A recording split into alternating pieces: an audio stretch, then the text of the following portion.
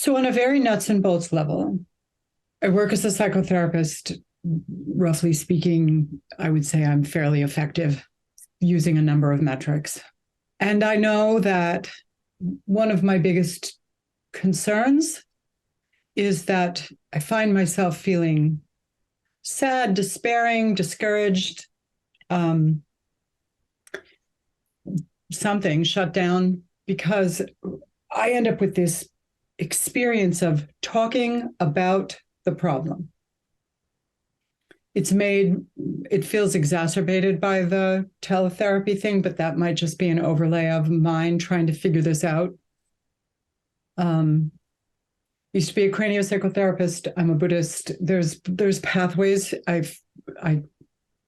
have a fairly embodied life.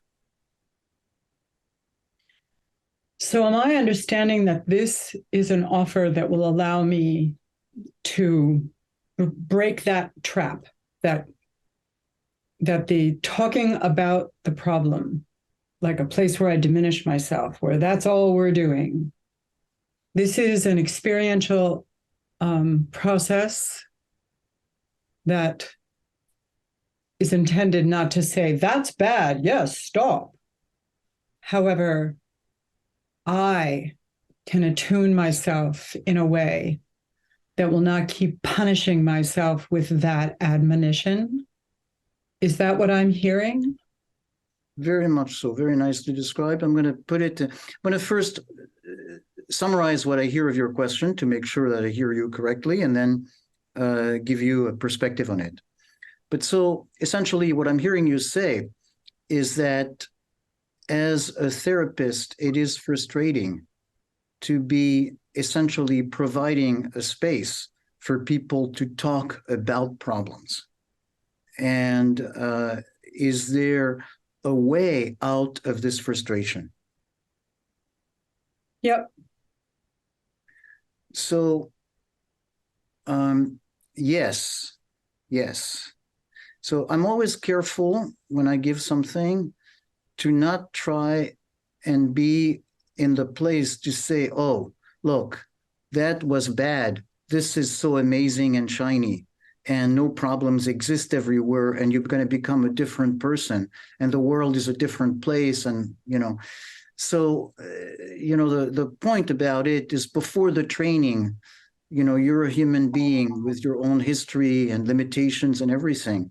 And after a training, you're still a human being with all your limitations and everything. So there's something that changes, and it's both subtle and big. Okay.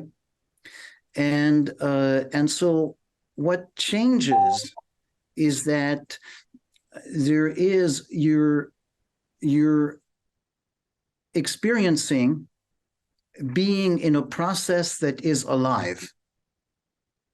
So you might or might not have the client do something different. Yeah, probably something would be different. The client would be more in an experiencing mode. But both you and the client would be in a process that is alive, in the sense that what is happening is that moment by moment, your attention has a place to rest and a curiosity to rest on the physicality of the process in you and in the client. And that gives you a different grip on what's happening in the session. Just like image I have is, I'm not a rock climber, but you see a big cliff, and there are people who are able to climb, and some of them without a rope, just with their bare hands. And what they're doing is instead of, me from a distance, I just see the cliff and it seems like a smooth wall. And what they're doing is they're noticing that, oh, there's a tiny place where I can put my hand and put a grip. And once I have my grip, my hand here, I can move one foot and I find the place that has that. Okay. And what enables them to climb the wall is they have this moment-to-moment attention to all the little places where you can have a grip and to whether it feels solid or not. And if it doesn't feel solid, they don't move. Okay. But except it's not with a wall, it's in a dance with the client.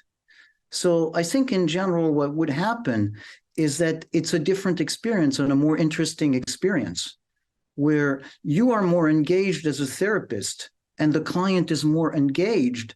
And there is a sense of, something coming alive between the two of you in the process.